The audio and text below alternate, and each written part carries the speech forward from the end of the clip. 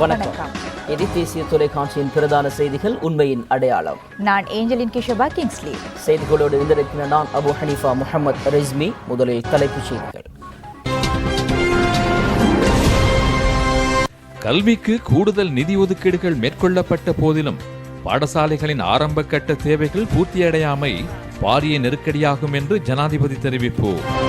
நாட்டை பிளவுபடுத்தும் நோக்கில் அல்லாது கட்டியெழுப்புவதற்காகவே புதிய அரசியலமைப்பு ஏற்படுத்தப்படுவதாக அமைச்சர் மனோ கணேசன் தெரிவிப்பு. இந்த ஆண்டில் இதுவரையான காலப்பகுதிக்குள் 9,800 பேர் டெங்கு நோயினால் பீடிக்கப்பட்டிருப்பதாக சுகாதார அமைச்சு தகவல். கடந்த ஆட்சி காலத்தில் நிதியை செலவிடும் போது உரிய சட்டங்கள் பின்பற்றப்படவில்லை என்று அமைச்சர் ஜான் அமரதுங்க குற்றச்சாட்டு. ஜனாதிபதி டொனால்ட் டிரம்பின் நிறைவேற்று கட்டளைகளை தடை செய்யும் வகையில் அமெரிக்க மாவட்ட நீதிமன்றத்தின் தடை உத்தரவுக்கு அந்த நாட்டு மேன்முறையீட்டு நீதிமன்றமும் அங்கீகாரம். அவை தலைப்புச் செய்திகள். தொடர்பான விரிவான செய்திகள். முதலில் உள்நாட்டு செய்திகள். கல்விக்கு அதிகளவிலான நிதி ஒதுக்கீடுகள் மேற்கொள்ளப்பட்ட போதிலும் பாடசாலைகளின் ஆரம்ப கட்ட தேவைகள் முழுமையடையாமை பாரிய நெருக்கடியாகும் என்று ஜனாதிபதி மைத்திரிபால சிறிசேன தெரிவித்துள்ளார். ஒதுக்கப்படுகின்ற நிதியை செலவு செய்யும் போது முன்னுரிமைகளை இனம் காண்பதில் கல்வி அமைச்சு தலையிட வேண்டும் என ஜனாதிபதி மைத்திரிபால சிறிசேன மேலும் குறிப்பிட்டுள்ளார். கொழும்பு டிஎஸ் சேனநாயக்க கல்லூரியின் 50 ஆண்டு நிறைவு தின நிகழ்வில் பிரதம அதிதியாக கலந்து கொண்ட போது ஜனாதிபதி மைத்திரிபால சிறிசேன இந்த கருத்தை வெளியிட்டார். இந்த நிகழ்வின் போது கல்லூருக்கு வருகை தந்த ஜனாதிபதி கல்லூரியின் அதிபர் RMM ரட்நாயக்க வரவேற்றார். இதனையடுத்து கல்லூரியின் சாரணிய மாணவர்கள் ஜனாதிபதிக்கு மரியாதை செலுத்தினார்கள். கல்லூரியின் புதிய 3 மாடி கட்டிடமும் ஜனாதிபதியினால் திறந்து வைக்கப்பட்டது. 1967 ஆண்டு அக்காலகட்டத்தில் கல்வி அமைச்சராக இருந்த IMR ஈரியகுல்லவின் தலைமையில் டிஎஸ் சேனநாயக்க கல்லூரி ஆரம்பிக்கப்பட்டது. மிகவும் குறுகிய காலப்பகுதிக்குள் நாட்டின் பிரபலமிக்க முதல் தர ஆண்கள் பாடசாலையாக இப்பாடசாலை மாற்றமடைந்தது. இக்கல்லூரியின் முதலாவது அதிபராக கடமையாற்றிய IRT அலசின் வழிநடத்தலின் அடிப்படையிலேயே இந்த கல்லூரி வளர்ச்சி கண்டது. ஜனாதிபதி மைத்திரிபால சிறிசேன இந்த வைபவத்தில் உரையாற்றுகையில், இன்றைக்கு 50 வருட காலத்திற்கு முன்னர் இருந்த உலகம் இன்று இல்லை. அதனை விடவும் மாற்றமடைந்த சமூகம் இன்று காணப்படுகின்றது. அன்று கையடக்க தொலைபேசிகளை கண்டதில்லை, அது பற்றி அறிந்ததும் இல்லை, கணனி பற்றி கேள்விப்பட்டதும் இல்லை, கணனியை பார்த்ததும் இல்லை. எனினும் 50 வருடங்களின் பின்னர் பிள்ளைகளே நீங்களும் நாங்களும் ஒன்றாக இருக்கும் இந்த சந்தர்ப்பத்தில் உலகின் பல்வேறு மாற்றங்கள் இடம்பெற்றுள்ளன. கடந்து சென்ற 50 வருடம் மாற்றத்திற்கு உள்ளானதை விடவும் பாரிய வேறுபாடும் வளர்ச்சியும் எதிர்வரும் 50 வருடத்தில் உலகில் ஏற்படும். அதனால் நாம் இன்று உறுதியொன்றை பூணுதல் வேண்டும். நாம் எதிர்வரும் 50 வருட கால வளர்ச்சிக்காக எம்மை தயார்படுத்திக் கொள்ளும் உறுதியை நாம் பூண வேண்டும். பிள்ளைகளை அதற்காக தயார்படுத்துதல் வேண்டும். இலங்கையின் எதிர்கால சந்ததியினர் மற்றும் இளைஞர் சமூகத்தினரை ஒருபோதும் நாட்டிற்கு சுமையாக விளங்காத சமூகத்தினராகவே நாம் காண்கின்றோம். எனினும் நாட்டின் பொறுப்பு உங்களுக்கு உரித்தானது. அதனால் நீங்கள் எதிர்காலத்தில் நாட்டின் பொறுப்புகளை ஏற்க உள்ளீர்கள். அதற்காக உங்களை தயார்படுத்தும் செயற்பாட்டினை அரசாங்கம் என்ற வகையில் எமது கல்விக் கொள்கைகள் மூலம் மேற்கொண்டு வருகின்றோம். எமது நாட்டின் கல்வித்துறையில் பல விடயங்கள் பற்றி மகிழ்ச்சி அடைகின்றோம். கல்விக்காக அரசாங்கம் ஒன்றினால் செலவிடப்படும் பணம் மற்றும் வழங்கப்படும் வளங்கள் என்பன எவ்வளவு தூரம் எமது நாட்டில் உரிய முறையில் பயன்படுத்தப்படுகின்றது என்பதை பற்றி பார்க்க வேண்டும். கடந்த ஆண்டு மாகாண சபைகளுக்கு ஒதுக்கிய ஒதுக்கீடுகள் பற்றி கூறப்போனால் சில மாகாண கல்வி அமைச்சர்கள் தமது துறைக்கு அதிக அளவிலான பணம் ஒதுக்கப்பட்டுள்ளதாக கூறினார்கள். அதனால் அந்த பணத்தை வேறு துறைகளுக்காக ஒதுக்கீடு செய்யுமாறும் கூறினார்கள். எனினும் 10 பாடசாலைகளுக்கு விஜயம் செய்தால் 8 பாடசாலைகளில் அடிப்படை வசதிகள் இல்லை என்று கூறப்படுகின்றது. விசேடமாக நான் பாடசாலை ஒன்றுக்கு விஜயம் செய்தால் மாணவர்களுடன் கலந்துரையாடுவேன். அவர்களிடம் பிரச்சனைகள் பற்றி வினவினால் பாடசாலைகளில் அடிப்படை வசதிகள் இல்லை என்று கூறுகின்றனர். அதனால் நாம் ஒதுக்கீடு செய்யும் நிதியில் எந்த விடயத்திற்கு முன்னுரிமை வழங்கப்பட வேண்டும் என்று ஆராய்ந்து பார்க்க வேண்டும். இந்த விடயத்தை இனங்காண்பது முக்கியமான ஒன்றாகும் என்று தெரிவித்தார். ප්‍රමුඛත්වය හඳුනාගෙන ඒවා භාවිතය සඳහා අවශ්‍ය පරිහරණය සඳහා ඒ සියලු දෙනා හැඩගැස්වීමේ අවශ්‍යතාවය. கல்லூரியின் 50வது ஆண்டு பூர்த்தியை முன்னிட்டு வெளியிடப்பட்ட முத்திரை மற்றும் முதல் நாள் கடித உரை ஆகியவற்றை அமைச்சர் அப்துல் ஹலீம் ஜனாதிபதிக்கு வழங்கினார். ஆண்டு நிறைவை முன்னிட்டு வெளியிடப்பட்ட சியப்பத்தை எனும் சஞ்சிகை மற்றும் சுவர்ண ஜெயந்தி புத்தகத்தையும் நினைவு சின்னத்தையும் கல்லூரியின் அதிபர் ஜனாதிபதிக்கு வழங்கி வைத்தார். மகா சங்கத்தினர், கல்வி அமைச்சர் அகிலவிராஜ் காரியவசம், பழைய மாணவர்கள் உள்ளிட்ட மக்கள் பிரதிநிதிகள் பலரும் நிகழ்வில் கலந்து கொண்டனர். புத்த சாசன வரலாற்றில் முக்கிய பல சம்பவங்கள் இடம்பெற்ற நவம்போயா தினம் இன்றாகும். இதனை முன்னிட்டு நாட்டின் அனைத்து விகாரைகளிலும் விசேட சமய வழிபாடுகள் இடம்பெற்று வருகின்றன. புத்த பகவான் பிரதம சீடர்களாக சரியூத் முகலன் ஆகிய தேரர்களை நியமித்த தினமாகவும் இன்றைய போயா தினம் விளங்குகின்றது. வேலுவனராம விகாரையில் முதலாவது சங்க சம்மேளனம் இன்று போன்றதொரு நவம்போயா தினத்தில் இடம்பெற்றதாக சாசன வரலாற்றில் குறிப்பிடப்படுகின்றது. பௌத்த சமூகத்தின் முன்னேற்றத்திற்கு காரணமாக அமைந்த புண்ணிய தர்ம உபதேச நிகழ்வு இடம்பெற்ற நாளாகவும் இன்றைய தினம் கருதப்படுகின்றது. பல முக்கிய நிகழ்வுகள் இன்று போன்ற தினத்தில் இடம்பெற்றுள்ளன. இலங்கை ரூபவாகினி கூட்டுத்தாபனத்தினால் ஏற்பாடு செய்யப்பட்ட போயாத்தின நிகழ்வுகள் புத்தளம், கருவலகஸ்வப, விகரகல, ரஜமகா விகாரையில் இன்று முழுவதும் இடம்பெற்றது. இந்த நிகழ்வு நேரடியாக ஒளிபரப்பு செய்யப்பட்டது. சில்தான நிகழ்வுகள், புத்த பகவானுக்கான விசேட பூஜைகள், தர்ம போதனைகள், தர்ம கலந்துரையாடல்கள், அறநெறி கலந்துரையாடல்கள் உட்பட பல நிகழ்வுகள் இங்கு இடம்பெற்றன.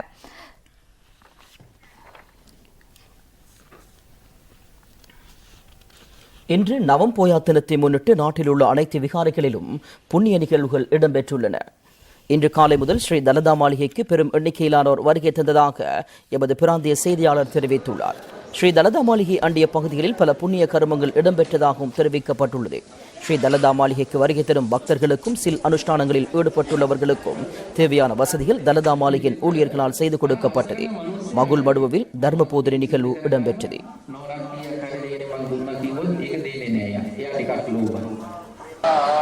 அனுராதபுரம் ஜெயஸ்ரீ மகாபோதி மற்றும் ருவன்வெளி மகாசேய ஆகியவற்றை மையமாக கொண்டு புண்ணிய நிகழ்வுகளும் சமய நிகழ்வுகளும் நடைபெற்றன. சங்கைக்குரிய ஸ்ரீனிவாச தேரரின் ஆலோசனைக்கமைய சமய அனுஷ்டானங்கள் இடம்பெற்றன.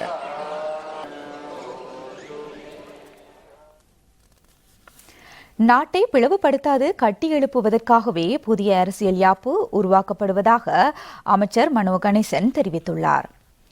இன்று பெல்லன்வில ரஜமகா விகாரைக்கு விஜயம் செய்த அமைச்சர் விகாராதிபதி பேராசிரியர் பெல்லன்வில விமலரத்ன தேரரை சந்தித்த போதே அமைச்சர் இவ்வாறு தெரிவித்தார். இந்நிகழ்வின் போது சில அனுஷ்டானங்களில் ஈடுபட்ட மக்களுக்கு தனது தனிப்பட்ட நிதியினால் அச்சிடப்பட்ட பௌத்த பிரித் புத்தகங்களையும் விநியோகித்தார். புதிய அரசியல் யாப்பின் மூலம் பௌத்த சமயத்தை போஷித்து பாதுகாக்க முன்னுரிமை வழங்கப்பட்டுள்ளதாக கூறிய அமைச்சர் இவ்வாறு இடம்பெறாத பட்சத்தில் இதற்கு முதலில் எதிர்ப்பு தெரிவிப்பவன் தாம் என்றும் கூறினார். இனங்களுக்கு இடையே நல்லிணக்கத்தையும் புரிந்துணர்வையும் ஏற்படுத்த நல்லாட்சி அரசாங்கம் பல வேலை திட்டங்களை முன்னெடுத்துள்ளதாகவும் அமைச்சர் இங்கு குறிப்பிட்டார். இப்ப புதிய அரசியலமைப்பை நாங்கள் உருவாக்கி கொண்டிருக்கின்றோம். அந்த அரசியலமைப்பு நாட்டை உருவாக்குவதற்காக, கட்டியெழுப்பதற்காகத்தான் அரசியலமைப்பு உருவாக்கி கொண்டிருக்கிறோம், தவிர நாட்டை பிளவுபடுத்துவதற்காக அல்ல. நாங்களும் இலங்கையர்கள் முறையில் நாங்கள் சிங்கள மக்களும், தமிழ் மக்களும், முஸ்லீம் மக்களும், பௌத்த மக்களும், இந்து மக்களும், இஸ்லாம் மக்களும், கத்தோலிக்க மக்களும் வாழக்கூடிய ஒரு சூழ்நிலை ஏற்படுத்துகின்றோம் சொல்லி விரும்புகின்றேன். இன்றே இந்த அரசியலமைப்பு மூலமாக நாட்டை பிளவுபடுத்துகின்றோம் என்ற ஒரு பொய் குற்றச்சாட்டை புதிய எதிரணி சொல்லிக் கொண்டிருக்கின்றார்கள். அது பிழையானது. இதை குழப்புவதற்காக செயல்பாடு செய்ய வேண்டாம் என்று புதிய எதிரணி கூறி விரும்புகின்றேன். இலங்கையில் தகவல் அறியும் சட்டமானது உலகின் சிறந்த 3வது தகவல் அறியும் சட்டமாக தரவரிசைப்படுத்தப்பட்டுள்ளது. உலகில் காணப்படும் தகவல் அறியும் சட்டங்களை தரவரிசைப்படுத்தும் கனடாவின் சட்டம் மற்றும் ஜனநாயகத்திற்கான மத்திய நிலையம் இதனை குறிப்பிட்டுள்ளது. உலகில் தகவல் அறியும் சட்டங்களை தரவரிசைப்படுத்தும் கனடாவின் சட்டம் மற்றும் ஜனநாயகத்திற்கான மத்திய நிலையத்தினால் கடந்த வியாழக்கிழமை வெளியிடப்பட்ட புதிய தரவரிசைக்கமைய இலங்கையின் தகவல் அறியும் சட்டம் உலகில் 3வது சிறந்த தகவல் அறியும் சட்டமாக ஏற்றுக்கொள்ளப்பட்டுள்ளது. இதற்கு முன்னர் இலங்கையின் தகவல் அறியும் சட்டம் உலகில் சிறந்த தகவல் அறியும் சட்டங்களுள் 7வது இடத்தில் காணப்பட்டது. பல மாதங்களின் பின்னர் இது 9வது இடத்தில் காணப்பட்டதுடன் கடந்த வாரம் அமைச்சர் கயந்த கருணாதிலக்கவினால் வர்த்தமானி மூலம் அறிவிக்கப்பட்ட சட்டங்களை கருத்தில் கொண்டு இலங்கையில் தகவல் அறியும் சட்டம் தரவரிசையில் 3வது இடத்தை பிடித்துள்ளது. இலங்கைக்கு தரவரிசை பட்டியலில் கூடிய புள்ளிகள் வழங்கப்பட்டுள்ளன. இதற்கமைய ஏனைய நாடுகளை பின்தள்ளி இலங்கை 3வது இடத்திற்கு முன்னேறியுள்ளது. தகவல் அறியும் ஆணைக்குழுவின் ஒத்துழைப்பு மற்றும் இடக்கப்பாட்டுடன் இந்த சட்டம் தொடர்பான விடயங்கள் வர்த்தமானி மூலம் அறிவிக்கப்பட்டது. பொதுவாக எடுத்துக்கொண்டால் சட்டங்கள் வெளியிடப்படும் போது குறிப்பிட்ட ஒரு நாடு மிகவும் அரிதாகவே தரவரிசையில் முன்னேற்றம் அடைகின்றது. தெற்காசியாவின் தகவல் அறியும் சட்டங்களுள் 1ஆம் இடத்தை இலங்கை தகவல் அறியும் சட்டம் பெற்றுக் கொண்டுள்ளது. இலங்கை பெற்றுள்ள வெற்றி குறித்து இலங்கை ஊடகத்துறை அமைச்சருக்கும் தகவல் ஆணைக்குழுவிற்கும் தமது பாராட்டுக்களை தெரிவித்துக் கொள்வதாக கனடிய மத்திய நிலையத்தின் நிறைவேற்று பணிப்பாளர் ரோபி மெண்டல் தெரிவித்துள்ளார். இலங்கையில் முதலாவதாக ஸ்தாபிக்கப்பட்ட சூரிய மின்சக்தி காற்றலை ஊடான மின் உற்பத்தி நிலையம் யாழ்ப்பாணம் எழுவைத்தீவில் இன்று திறந்து வைக்கப்பட்டது. மின்சக்தி எரிபொருட்துறை அமைச்சர் ரஞ்சித் சியம்பலாபிட்டிய தலைமையில் இந்த நிகழ்வு இடம்பெற்றது. 60 கிலோ வாட்ஸ் எரிசக்தி தன்னுடைய இந்த மின் உற்பத்தி நிலையம் காற்றலை சூரிய சக்தி மூலம் இயக்கக்கூடியது. இந்த இயற்கை சக்திகள் கிடைக்காத விடத்து இந்த மின் உற்பத்தி நிலையமானது எரிபொருள் கொண்டு தன்னியக்க முறைமையின் அடிப்படையில் இயங்கும் என மின்சக்தி அமைச்சு தெரிவித்துள்ளது. இதன் மூலம் ஒரு அலகு மின்சாரத்தை உற்பத்தி செய்வதற்கு ₹9.40 செலவாகின்றது. முன்னர் எழுவைத்தீவுக்கு மின்சாரத்தை வழங்க அலகு ஒன்றிற்கு ₹60 செலவிடப்பட்டது. இந்த தீவில் 700க்கும் மேற்பட்ட மக்கள் வசிக்கின்றனர். 120 வீடுகள் இங்கு அமைந்துள்ளன. இதற்கு முன்னர் டீசல் மூலமான மின் உற்பத்தியே எழுவைத்தீவில் இடம்பெற்றது. புதிய சூரிய சக்தி காற்றலையூடான மின் உற்பத்தி நிலையத்திற்கு ₹18 கோடி மேற்பட்ட நிதி செலவிடப்பட்டுள்ளது. ஆசிய அபிவிருத்தி வங்கியினதும் இலங்கை மின்சார சபையினதும் நிதி உதவியுடன் இதன் கட்டுமான பணிகள் இடம்பெற்றன. இந்த புதிய முறைமை நாட்டின் மேலும் 4 பகுதிகளில் அறிமுகப்படுத்தப்படும் என்று அமைச்சு தெரிவித்துள்ளது. பிரதி அமைச்சர் அஜித் பி பெரேரா உள்ளிட்ட பலர் இந்த நிகழ்வில் கலந்து கொண்டனர். இந்து சமய அறநெறி பாடசாலை ஆசிரியர்களின் சேவைகளை கௌரவிக்கும் வகையில் விருது விழா இன்று பம்பலப்பட்டி கதிரேசன் மண்டபத்தில் இடம்பெற்றது. இந்து சமய விவகார திணைக்களம் இந்த நிகழ்வை ஒழுங்கு செய்திருந்தது. இந்த நிகழ்வில் பிரதம அதிதியாக அமைச்சர் DM சுவாமிநாதன் கலந்து கொண்டார். அறநெறி பாடசாலைகளின் கல்வித்தரத்தை மேம்படுத்துவது இதன் நோக்கமாகும். சுமார் 180 ஆசிரியர்கள் இந்த நிகழ்வின் போது கௌரவிக்கப்பட்டனர். அமைச்சர் மனோ கணேசன், பாராளுமன்ற உறுப்பினர்களான அரவிந்த் குமார், துரை ரத்னசிங்கம், அமைச்சின் செயலாளர் WMPJ விக்ரமசிங்க, இந்து சமய திணைக்கள பணிப்பாளர் உமா மகேஸ்வரன் உட்பட பலரும் இந்த நிகழ்வில் கலந்து கொண்டனர்.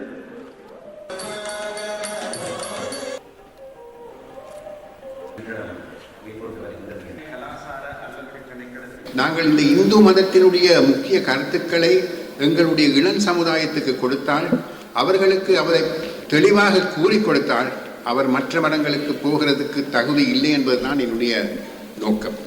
ஆதலினால் இன்று இந்த அறநெறி பாடசாலைகளின் மூலமாக இந்து மதத்துக்கும் தமிழ் சமுதாயத்துக்கும் செய்யும் கடமை அளப்பெரியது என்று நான் கூற விரும்புகிறேன். தற்போது 20% தான் இந்து அறநெறி பாடசாலைகளுக்கும் வரும் மாணவர்கள் எண்ணிக்கையிலே எதிர்வரும் சில ஆண்டுகளிலே அதிகரிக்க வேண்டிய கடமை எங்களுக்கு உள்ளது. மட்டக்களப்பு மாவட்டத்தில் போதைப் பொருள் பாவனை அதிகரித்த நிலையில் உள்ளதாக பாராளுமன்றத்தில் அண்மையில் தெரிவிக்கப்பட்டமை தொடர்பாக மட்டக்களப்பு பாராளுமன்ற உறுப்பினர்கள் தமது கருத்துக்களை தெரிவித்திருக்கின்றார்கள்.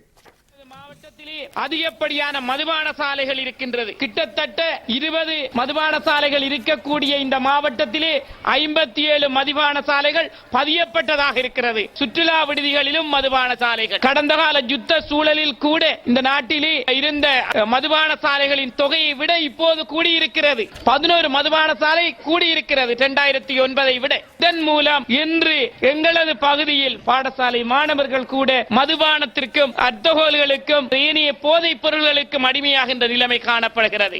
போதைகள் உங்கள் உடலை மிகவும் விரைவான முறையில் அழிப்பதற்கு வழிவகுத்துக் கொடுக்கின்றது.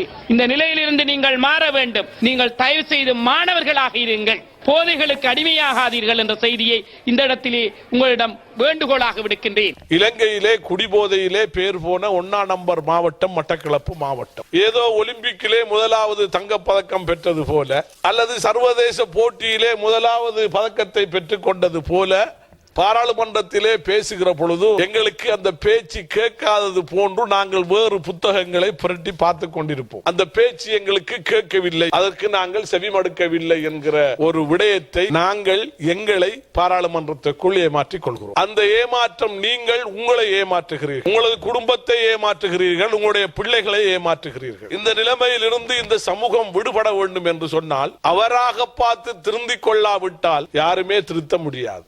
எனவே எங்களுக்குள்ளில் இருந்து ஒரு மாற்றம் வர வேண்டும். அம்பாறை மாவட்டத்தின் திருக்கோயில் பிரதேச கடற்கரை கடலரிப்பு உள்ளாகி வருவதால் இப்பகுதி மீனவர்களின் வாழ்வாதாரம் பாதிக்கப்பட்டுள்ளதாக தெரிவிக்கப்படுகின்றது. இதை இன்றைய மக்கள் மன தொகுப்பு ஆராய்கின்றது. இது தொடர்பான தகவல்களை எமது பிராந்திய செய்தியாளர் வி சுகிர்தகுமார் வழங்குகின்றார்.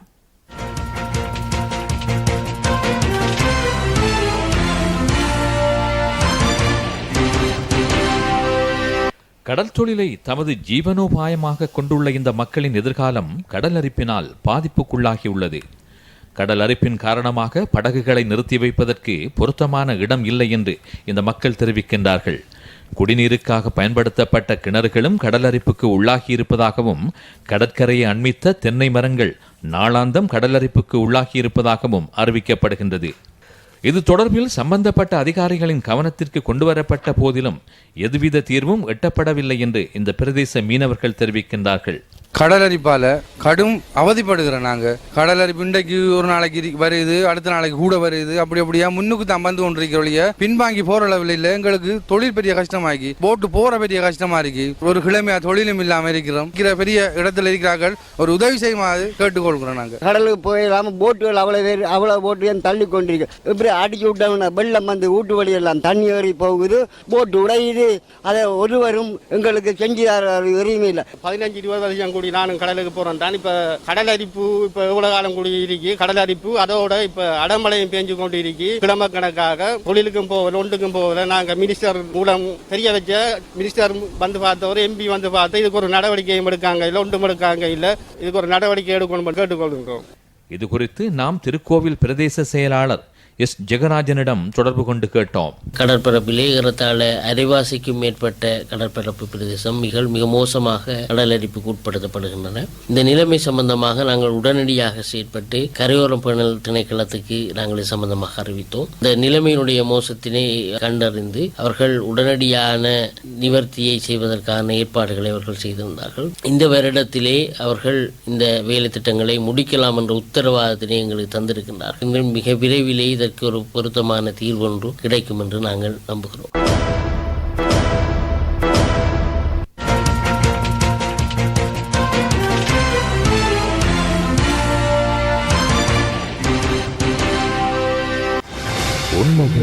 அடையாளம்.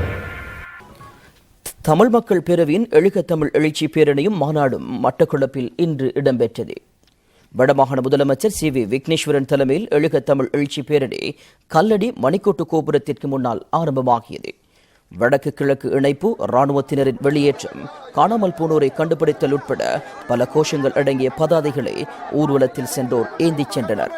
பாராளுமன்ற உறுப்பினர்களான தர்மலிங்கம் சித்தார்த்தன், எஸ். வியாழேந்திரன், முன்னாள் பாராளுமன்ற உறுப்பினர் சுரேஷ் பிரேமச்சந்திரன், தமிழ் தேசிய மக்கள் முன்னணியின் தலைவர் கஜேந்திரகுமார் பொன்னம்பலம், கிழக்கு மாகாண சபை உறுப்பினர் இரா துரைரத்னம், தமிழ் மக்கள் பேரவையின் இணைத் தலைவர் எஸ். சந்திரராஜா உட்பட பலரும் இந்த நிகழ்வில் கலந்து கொண்டனர். வடமாகாண முதலமைச்சர் சி.வி. விக்னேஸ்வரன் இங்கு உரையாற்றுகையில்,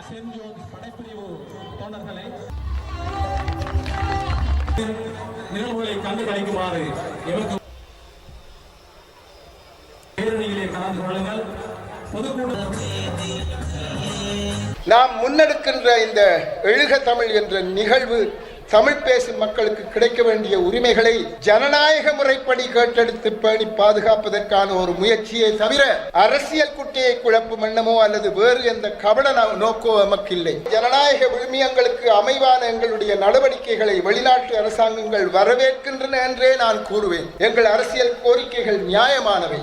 நாங்கள் பிரிவினை கோரவில்லை, சமஷ்டியையே கேட்கின்றோம். தமிழ் முஸ்லிம் ஒற்றுமை முயற்சிகளை முன்னெடுப்பதற்கு தமிழ் மக்கள் பேரவை தன்னாலான அனைத்து முயற்சிகளிலும் ஈடுபடுவதுடன் சகல இன பாதுகாப்பிற்காகவும் நாம் அல்லும் பகலும் பாடுபடுவோம். நல்லாட்சி அரசாங்கம் ஒருபோதும் நாட்டை பிளவுபடுத்தும் அரசியலமைப்பு ஒன்றை உருவாக்காது எனவும், பௌத்த மதத்திற்கு வழங்கப்பட்டுள்ள முதன்மையான இடம் புதிய அரசியலமைப்பில் நீக்கப்பட மாட்டாது எனவும் வீடமைப்பு நிர்மாணத்துறை அமைச்சர் சஜித் பிரேமதாச தெரிவித்துள்ளார். ஹம்பாந்தோட்டையில் இன்று இடம்பெற்ற வைபவம் ஒன்றின் போதே அவர் இதனை குறிப்பிட்டார். மீண்டும் ஆரம்பிக்கப்பட்ட கிராம எழுச்சி திட்டத்தின் கீழ் ஹம்பாந்தோட்டை வெள்ளைமலல பிரதேசத்தில் அமைக்கப்பட்ட சியரி சிகம பிரதேச கிராமத்திற்கான அடிக்கல் நாட்டும் விழா இன்று இடம்பெற்றது. இந்த கிராமத்தில் 176 வீடுகள் அமைக்கப்பட உள்ளதுடன் இதற்கு 455 லட்சம் ரூபாய் நிதி செலவிடப்பட உள்ளது. வீடமைப்பு நிர்மாணத்துறை அமைச்சர் சஜித் பிரேமதாச தொடர்ந்தும் கருத்து வெளியிடுகையில், நாம் நாட்டை பிளவுபடுத்த மாட்டோம். இலங்கையில் சமஷ்டி முறை நடைமுறைக்கு வராது. பௌத்த மதத்திற்கு முதன்மை இடம் வழங்கப்படும். ஒரு பௌத்த மதத்தவர் என்ற அடிப்படையில் நான் இதனை கூறுகின்றேன். சிலர் மக்களை ஏமாற்றுவதற்காக உண்மைக்கு புறம்பான விடயங்களை கூறி வருகின்றனர் என்று தெரிவித்தார்.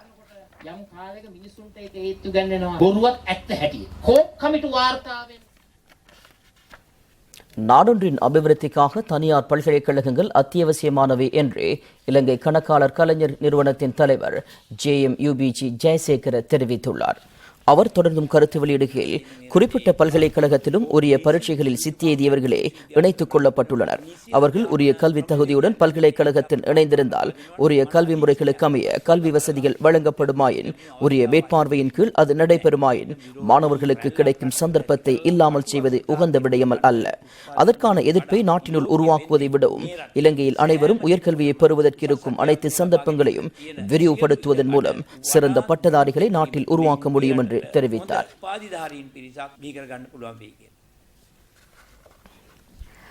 வடக்கு மக்களுக்கு சொந்தமான காணியினை மீண்டும் பெற்றுத்தருமாறு கோரி வவுனியா நகரில் இன்று ஆர்ப்பாட்டம் இடம்பெற்றது. யுத்தம் முடிவடைந்து பல ஆண்டுகள் கடந்துள்ள போதிலும் இதுவரையில் பல பிரதேசங்களில் உரிமையாளர்களுக்கு காணிகள் வழங்கப்படவில்லை என்றும் இந்த காணிகளை வழங்க நடவடிக்கை எடுக்குமாறு கோரி இந்த ஆர்ப்பாட்டம் இடம்பெற்றது. வவுனியா பஸ் தரிப்பு நிலையத்திற்கு அருகாமையில் ஒன்று கூடிய மக்கள் இது தொடர்பில் பொறுப்பாளர்கள் கவனம் செலுத்த வேண்டும் என்றும் கோரிக்கை விடுத்தனர்.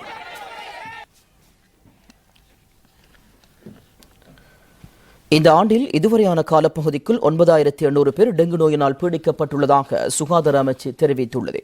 கடந்த ஆண்டை விடவும் இந்த எண்ணிக்கை அதிகரித்துள்ளது என மேலும் தெரிவிக்கப்பட்டுள்ளது.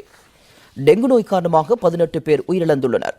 கொழும்பு மாவட்டத்தில் 170 பாடசாலைகள் சோதனைக்குட்படுத்தப்பட்டதுடன் இவற்றுள் 44 பாடசாலைகளில் டெங்கு நுளம்பு குடும்பிகள் காணப்பட்டுள்ளதாக டெங்கு நோய் ஒழிப்பு பிரிவு தெரிவித்துள்ளது. இதேவேளை வத்தலை புனித அந்தோனியார் தேவாலயத்திற்கு முன்பாக காணப்படும் நீரோடை அசுத்தமடைந்துள்ளதன் காரணமாக நுளம்புகள் பரவும் இடமாக மாறியுள்ளது என தெரிவிக்கப்பட்டுள்ளது. இதனை புனரமைக்கும் பணிகள் அமைச்சர் ஜோன் அமரதுங்குவின் தலைமையில் இன்று ஆரம்பித்து வைக்கப்பட்டன. இந்த திட்டத்திற்கு 250 லட்சம் ரூபாய் நிதி செலவிடப்பட உள்ளது.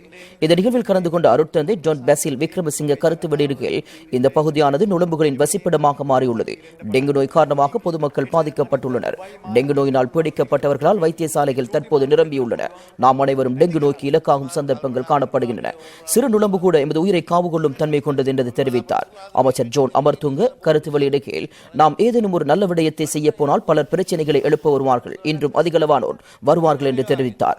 ஆனால் வரவில்லை. அரச பணத்தை எமது தனிப்பட்ட விருப்பு வெறுப்புகளுக்கு அமைய பயன்படுத்த முடியாது. அரசாங்கத்தின் சில ஒழுங்கு விதிகள் காணப்படுகின்றன. அந்த முறைகளுக்கு அமைய நிதி செலவிடப்படும். அவ்வாறான அரசு சட்டங்களை பணம் செலவிடும் செயற்பாட்டில் பின்பற்றாமை காரணமாக கடந்த ஆட்சி காலத்தில் பதவி வகித்த அமைச்சர்கள் இன்று நீதிமன்றங்களுக்கு சென்று வருகின்றனர். போலீசாருக்கும் வாக்குமூலங்களை வழங்கியுள்ளனர். அந்த நிலையை ஏற்படுத்திக் கொள்ள நாம் விரும்பவில்லை என்று தெரிவித்தார். திவளப்பிட்டிய தெய்க பள்ளம பிரதேசத்தில் கடந்த காலங்களில் மணல் அகழ்பவரினால் வெட்டப்பட்ட குழிகள் மூடப்படாமை காரணமாக இந்த குழிகள் தற்போது பிரதேச மக்களுக்கு பாரிய அச்சுறுத்தலாக விளங்குகின்றன. சுமார் 1 ஏக்கர் பரப்பளவை கொண்ட குழியொன்று இப்பகுதியில் காணப்படுகின்றது. இக்குழியில் நீர்த்தேக்கி நிற்பதன் காரணமாக முதலைகள் குறிப்பிட்ட நீர்த்தேங்கிய பகுதியில் இருப்பதாக பிரதேச மக்கள் கூறுகின்றனர். தற்போது அப்பகுதியில் சுமார் 20 அடி ஆழமான குழிகள் காணப்படுகின்றன. பிரதேசத்தில் காணப்படும் விவசாய நிலங்களிலும் மணல் அழுப்பவர்கள் குழிகளை வெட்டியுள்ளமை காணக்கூடியதாக உள்ளது. இவற்றை அண்டிய பகுதிகளில் முதலைகள் வசிப்பதாக பிரதேச மக்கள் கூறுகின்றனர். இந்த நிலைமை தொடர்பாக பிரதேச மக்கள் பிரதி அமைச்சர் ரஞ்சன் ராமநாயக்கவுக்கு அறிவித்ததை அடுத்து அவர் குறிப்பிட்ட பகுதிக்கு விஜயம் செய்து நிலைமைகளை பார்வையிட்டார். சிறு பிள்ளைகள் உட்பட அனைத்து மக்களுக்கும் இப்பகுதியில் காணப்படும் முதலைகள் அச்சுறுத்தலாக இருப்பது இதன்போது தெரியவந்தது. இந்த பாதுகாப்பற்ற குழிகளை மூடுவதற்கு தாம் தலையீட்டை மேற்கொள்வதாக பிரதி அமைச்சர் இதன்போது குறிப்பிட்டார். இந்த குழிகளை மூடுவது தொடர்பாக சுரங்க மற்றும் அகழ்வு பணியகத்திற்கு அறிவிப்பதாகவும் பிரதி அமைச்சர் இதன்போது குறிப்பிட்டார். கிராம மக்கள் எதிர்நோக்கியுள்ள முதலைகளின் அச்சுறுத்தலை இல்லாமல் செய்வதற்கு நடவடிக்கை எடுக்கப்படும் என பிரதி அமைச்சர் இதன்போது பொதுமக்களுக்கு உறுதியளித்தார். பிரதி அமைச்சர் ரஞ்சன் ராமநாயக்க கருத்து வெளியிடுகையில் பொதுவாக சுரங்க அகழ்வு பணியகத்தில் ஒழுங்கு விதிகள் காணப்படுகின்றன. இவ்வாறான குழிகள் வெட்டப்பட்டால் இவற்றை மூட வேண்டும் என்று குறிப்பிடப்பட்டுள்ளது. எனினும் அவ்வாறான விடயங்கள் நடைபெறவில்லை. இந்த பாரிய குழியானது தற்போது நீர் தேங்கி நிற்பதன் காரணமாக முதலைகளின் வசிப்பிடமாக மாறியுள்ளது. ஊடகவியலாளர்களும் இந்த முதலைகளை காணலாம். இந்த முதலைகளை இந்த பகுதியிலிருந்து அகற்றி அவற்றை மிருக காட்சிச்சாலையில் ஒப்படைக்க வேண்டும். அத்துடன் இந்த குழிகளை மூடுவதற்கு நடவடிக்கை எடுக்கப்பட வேண்டும். இது எனது கிராமம். இங்கு வேலை செய்வதற்காக மக்களிடம் நான் சம்பளம் பெற்றுள்ளேன். கட்டாயமாக நான் இந்த செயற்பாட்டில் தலையிடுவேன் என்று தெரிவித்தார். மட்டக்களப்பு மாவட்டத்தில் பெரும்போக அறுவடை ஆரம்பித்துள்ளமையினால் நிர்ணய விலையில் நெல் கொள்வனவு செய்ய அரசாங்கம் நடவடிக்கை எடுக்க வேண்டும் என விவசாயிகள் கோரிக்கை விடுக்கின்றனர். வெள்ளாவளி, பட்டிப்பளை, வவுனதீவு ஆகிய பிரதேச செயலக பிரிவுகளில் 1,57,000 ஏக்கரில் நெற்செய்கை மேற்கொள்ளப்பட்டுள்ளது. கடந்த காலத்தில் நிலவிய கடுமையான வறட்சி மற்றும் அதனைத் தொடர்ந்து ஏற்பட்ட பலத்த மழை காரணமாக சுமார் 32,000 ஏக்கர் நெற்செய்கை பாதிக்கப்பட்டுள்ளதாகவும் விவசாயிகள் தெரிவிக்கின்றனர். தற்போது சீரான காலநிலை நிலவுவதால் அறுவடைகள் இடம்பெறுவதாகவும் விவசாயிகள் கூறுகின்றனர். விவசாயிகள் எதிர்நோக்கியுள்ள பாதிப்புகளிலிருந்து மீட்சி பெறுவதற்கு அரசாங்கம் உதவ வேண்டும் என்றும் இவர்கள் கோரிக்கை விடுக்கின்றனர்.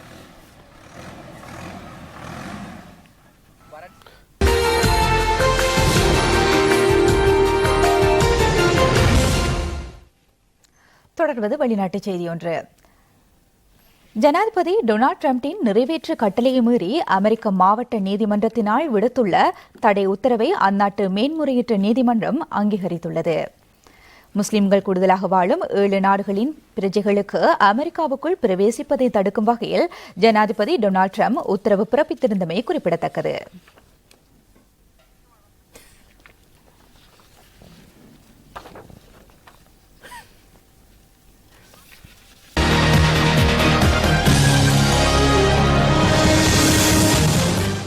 தொடர்வது விளையாட்டுச் செய்தி ஒன்று. இலங்கை அணிக்கும் தென்னாப்பிரிக்க அணிக்கும் இடையிலான ஒருநாள் சர்வதேச கிரிக்கெட் போட்டியின் 5வது இறுதியான போட்டி தற்போது செஞ்சுரியனில் இடம்பெற்று வருகின்றது. நாணய சுழற்சியில் வெற்றி பெற்ற இலங்கை அணி முதலில் துடுப்படுத்தாடுமாறு தென்னாப்பிரிக்க அணிக்கு அழைப்பு விடுத்தது. தற்போது தென்னாப்பிரிக்க அணி துடுப்படுத்தாடி வருகின்றது. இதுவரை இடம்பெற்ற 4 ஒருநாள் கிரிக்கெட் போட்டிகளில் தென்னாப்பிரிக்க அணி வெற்றி பெற்றுள்ளதுடன் தொடரையும் தென்னாப்பிரிக்க அணி கைப்பற்றியுள்ளமை குறிப்பிடத்தக்கதாகும். One, but after that it's just been some sublime batting by these two. They've been very good on any wood. The hands have flowed through the hitting. இனி செய்திகளின் நிறைவாக சாராம்சம். கல்விக்கு கூடுதல் நிதி ஒதுக்கீடுகள் மேற்கொள்ளப்பட்ட போதிலும் பாடசாலைகளின் ஆரம்ப கட்ட தேவைகள் பூர்த்தி அடையாமை பாரிய நெருக்கடியாகும் என்று ஜனாதிபதி தெரிவித்தார். நாட்டை பிளவுபடுத்தும் நோக்கில் அல்லாது கட்டியெழுப்புவதற்காகவே புதிய அரசியலமைப்பு ஏற்படுத்தப்படுவதாக அமைச்சர் மனோ கணேசன் தெரிவிப்பு. இந்த ஆண்டில் இதுவரையான காலப்பகுதிக்குள் 9,800 பேர் டெங்கு நோயினால் பிடிக்கப்பட்டுள்ளதாக சுகாதார அமைச்சர் தகவல். கடந்த ஆட்சி காலத்தில் நிதியை செலவிடும் போது உரிய சட்டங்கள் பின்பற்றப்படவில்லை என்று அமைச்சர் ஜோன் அமரதுங்க குற்றச்சாட்டு. ஜனாதிபதி டொனால்ட் டிரம்ப் நிறைவேற்று கட்டளைகளை தடை செய்யும் வகையில் அமெரிக்க மாவட்ட நீதிமன்றத்தின் தடை உத்தரவுக்கு அந்நாட்டு மேன்முறையீட்டு நீதிமன்றமும் அங்கீகாரம். இத்துடன் இன்றைய தேசிய தொலைக்காட்சியின் பிரதான செய்திகள் நிறைவடைகின்றன. நாம் என்றும் உங்களுடன் இணைந்து உங்கள் விவகாரங்களில் கவனம் செலுத்த காத்திருக்கின்றோம் என்பதை மகிழ்வுடன் அறிய தருகின்றோம். வணக்கம்.